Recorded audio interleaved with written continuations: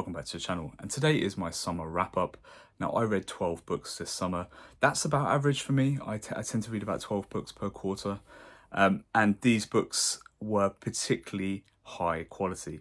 So it's arguably the best reading quarter I've ever had. It's been a very strong year anyway because I really did tighten up my TBR this year to try and make sure that I was only getting to the best of the best.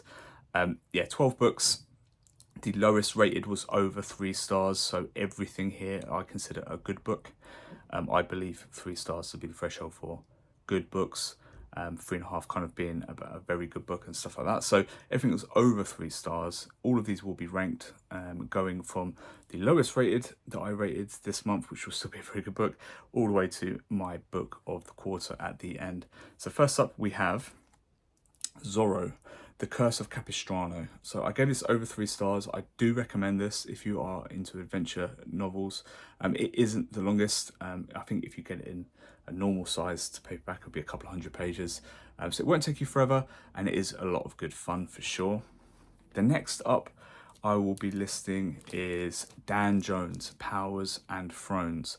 Not what I thought it was going to be. I thought it was going to be the history of the English throne. This is not what it is at all. This is actually 1100 years of history, chronicled from the fall of the Roman Empire up until the Renaissance, effectively.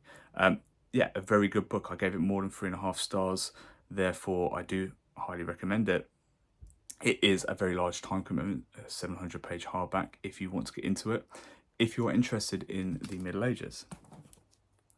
Next up, I went back to Tom Clancy. This is Without Remorse. So this is effectively in timeline order the first book in Tom Clancy's kind of like Jack Ryan series. It's set in 1970. I enjoyed it very much. I think it wasn't quite as good as Rainbow Six I read by him previously, but certainly it's getting up there, close to a 4-star read, I would say. A couple of sci-fi reads up next. The Moon is a Harsh Mistress by Robert Heinlein. A book of very interesting ideas and concepts, this one. Yeah, it's a very good book. I would recommend it if you're into kind of like hard sci-fi or kind of like political sci-fi. I would say it's probably one not quite as highly recommended as this next book. This isn't an easy read because of its language, because of its content, but certainly a very, very highly recommended read. As A Clockwork Orange by Anthony Burgess. Got more than 4 stars, so I would definitely recommend that one. Next up, The Witcher, Baptism of Fire. This was the 5th book in the Witcher series. I really, really enjoyed this. It's a kind of return to form from the first 2 books for me. Just so funny, just so dry and witty, and you know, the character work is so good. I do believe the Witcher series is one of the most underrated of the fantasy series. I'm not quite sure why. Next up, A Heart of Darkness by Joseph Conrad. You're starting to see the issue here. So many of these books are very, very high quality, to the point where it kind of seems ridiculous for some of these books to be ranked below others. But A Heart of Darkness was a fantastic read, very kind of thought-provoking for me. Becomes highly recommended. As does this next book, Stephen Erickson's House of Chains. The best book I've read in Malazan so far, book 4, Malazan, Book of the Fallen. It's very, very chunky. You're going to know if this is for you by the time you get to book 4, and certainly it's for me. Yeah, I think these books are probably getting stronger as they go. Right, next up, Best Served Cold by Joe Abercrombie. Just edged out House of Chains. I just feel like returning to some of these characters into this world was just so satisfying. It doesn't waste your time. There's a lot of plot here. It's very thrilling. If you're after, you know, like a thrill ride novel, Best Served Cold will certainly kind of float your boat, I'm sure. Then we get to the top 3.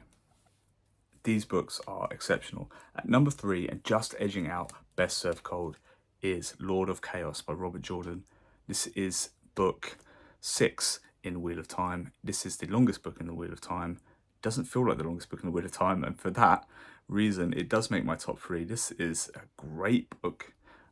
Really kind of picked things up in the Wheel of Time. I felt like books 4 and 5 sagged a little compared to the first 3 novels.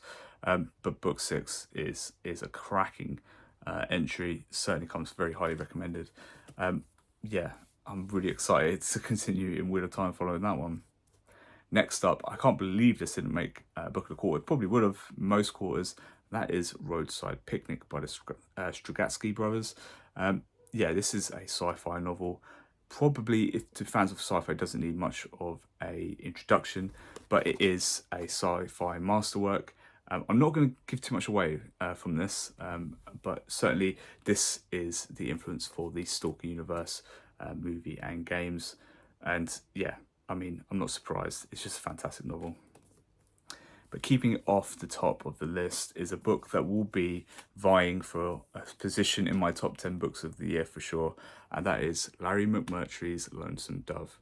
This is the book of the summer for me. I read this as part of June on the Range right at the start of the summer, and it stayed with me, the characters and, you know, the events of the book. It's all in, you know, just living the world with the characters, seeing everything through their eyes, day-to-day life. It's just really captivating, and well deserved. I think if you're only going to read a couple of books from what I recommend, I would say these two. Are you into sci-fi? If you're not, then go with Lonesome Dove, definitely. I think pretty much anyone will be able to read this. It's a Western. I know that's not going to appeal to everyone, and I like Westerns, so maybe I'm biased, but yeah, Lonesome Dove for me is my book of the quarter. And roll on autumn.